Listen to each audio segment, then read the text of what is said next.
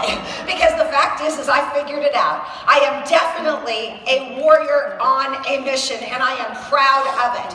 But oh shoot, okay, there it is. Okay, you already saw this, okay, but I'm reminding you, the Juice Plus and that article and the fact that there's controversy over fragmented megadosed vitamins, but where do antioxidants come from? Fruits and vegetables, and then it was all about phytochemicals, and where do they come from? Fruits and vegetables, and this is the state of America's health, and that is a travesty, right? And this is even worse because obesity causes disease, it exacerbates disease, and if you don't put that away, I'm like going to just flip out and have an epileptic seizure, and I know him and I can say that because he knows me and I already told him one other time, so it's okay, because I am the parent and he is the child just in this particular moment because I love him that much. Now, children are now getting diseases that when I was a young nurse, that were reserved for the elderly. We've heard that, okay? And then all about what are we supposed to eat? 9 to 13 fruits and vegetables a day. And so, yeah, Juice Plus. What a concept. Okay, one brochure, one story. Remember? So here's the thing. 22 years ago, I thought that there seemed to be a relationship between nutrition and disease or lack of it. Fruits and vegetables seem to be the key. Or you get seem. We didn't know the research. Fruits and vegetables seem to be the key. Statistically, people don't seem to be eating them. What they are eating seems to be lacking in nutrition.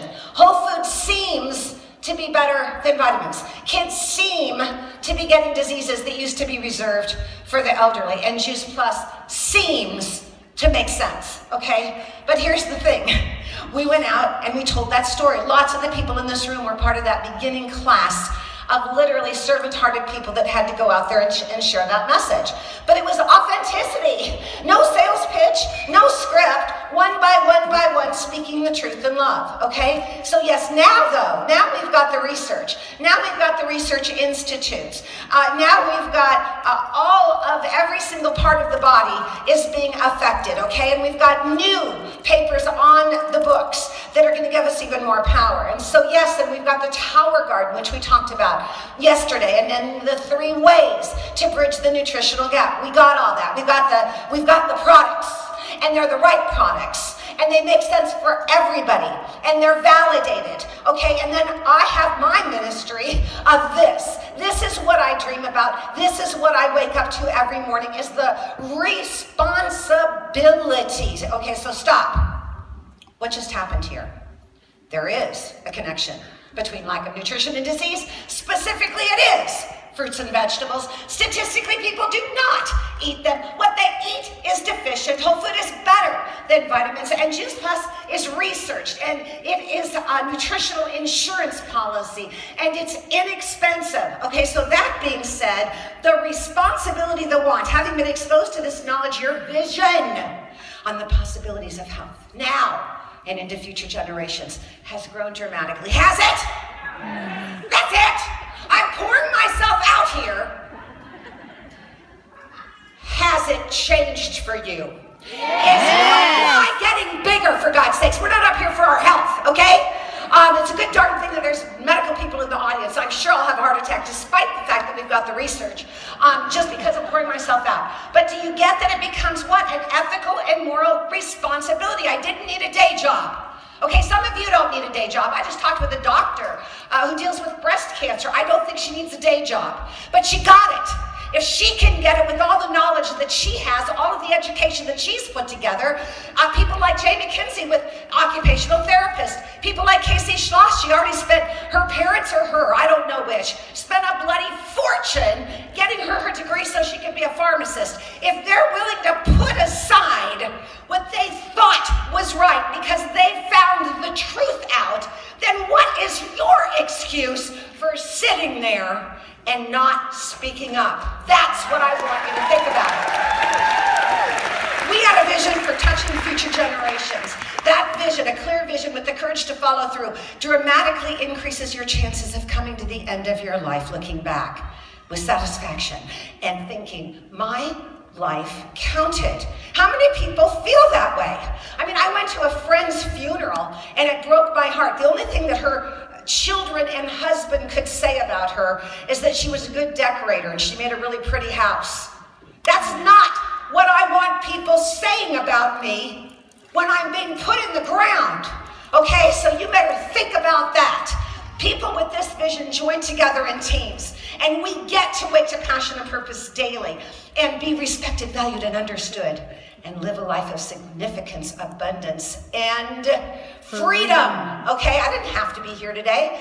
I wanted to be here today. I will always want to be with the people like you. 16 months to NFD, we didn't focus on this. I already told you that. This lake house, if this was the only tangible, physical, financial thing that, finances would have created for our family, I don't know how many years ago, 17 years ago, then it would have been worth it, because guess what? My kids are grown and they're fabulous. We'll talk about that in a minute. They are so fabulous. My grandkids are cuter than yours, and my kids are the best kids in the room. And the fact is they've turned out really, really good. And that's going to be significant for you to hear about. Why? Because they were raised in this Juice Plus community. And I was a hurt child. And so guess what? 75% or 80, depending on what you read, 80% of abused children, they abuse their own children. You guys taught me to parent. You and Leave It to Beaver and the Waltons, okay? Because I'm a studier, and that's what I had to do to learn how to be a parent. But you all helped me to do that. So now I'm parenting you. I heard about don't say should. Who is that? I can't remember who said that now.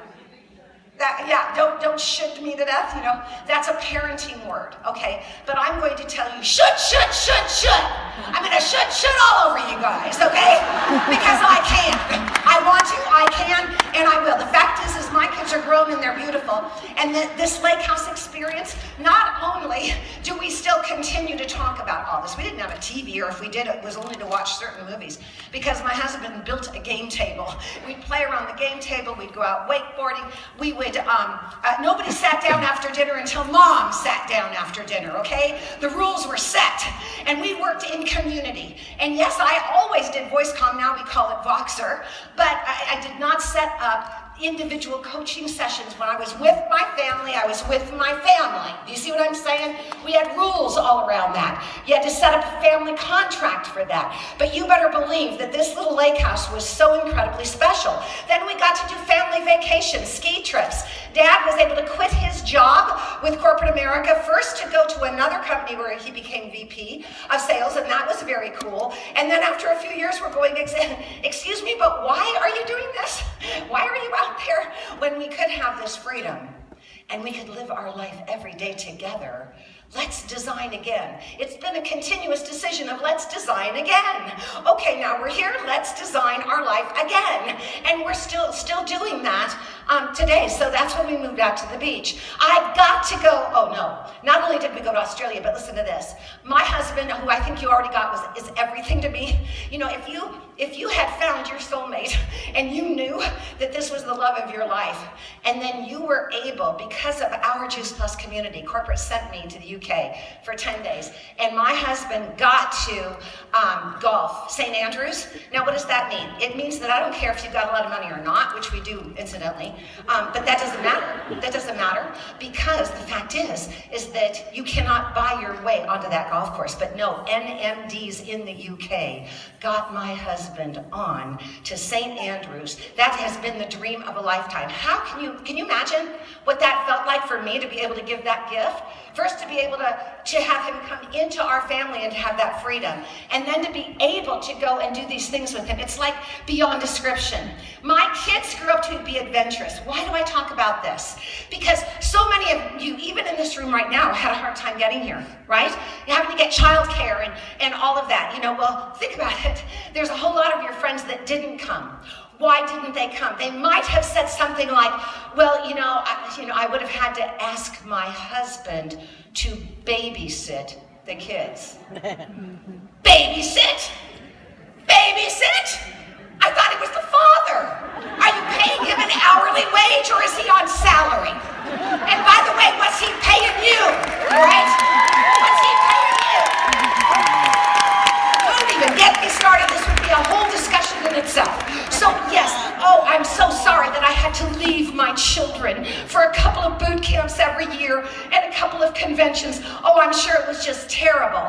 And they've been just so disappointed that they didn't have a mom ever since. Are you crazy? Look at this. We take them to Hawaii for our 25th wedding anniversary. We've been married 34 to date. Can you imagine? My husband's been married to me for 34 years. Yes, you need to bow down to him. Okay. But what I want to say is we took everyone to Hawaii because that's where Jim and I met, married, had our first child. It's a very special place. I was going to take kids on a glider plane because I had about 14 hours in a glider plane. And there's no engine in a glider plane. But the fact is it's very safe. It has a very huge wingspan. It's actually very safe, right? But no, my kids wanted to jump out of a perfectly good airplane. Okay, you see the barefoot boy? That is my 6'4" son who wears size 13 shoes, who's currently in China because he's my Hemingway. Oh, the damage I did to my children, that they just, missed the mom. No, I didn't make their bed, they make their own bed. And yeah, I'm rich. I make over $100,000 a month, okay? Can you imagine that? Oh yeah, that's gonna irritate the hell out of you. I just know it is, okay? It's irritating, especially the doctors in the room, they're going, really? I've got all this liability, all of this stress, all of this pain, and you come waltzing in here. Okay, get the point, guys? Okay, but what do I really want to say is, I'm not raising trust fund babies, okay? No, when my kids were in school, they got used cars, okay? Sure, we paid for their college, that was good, because I had to do everything on my own.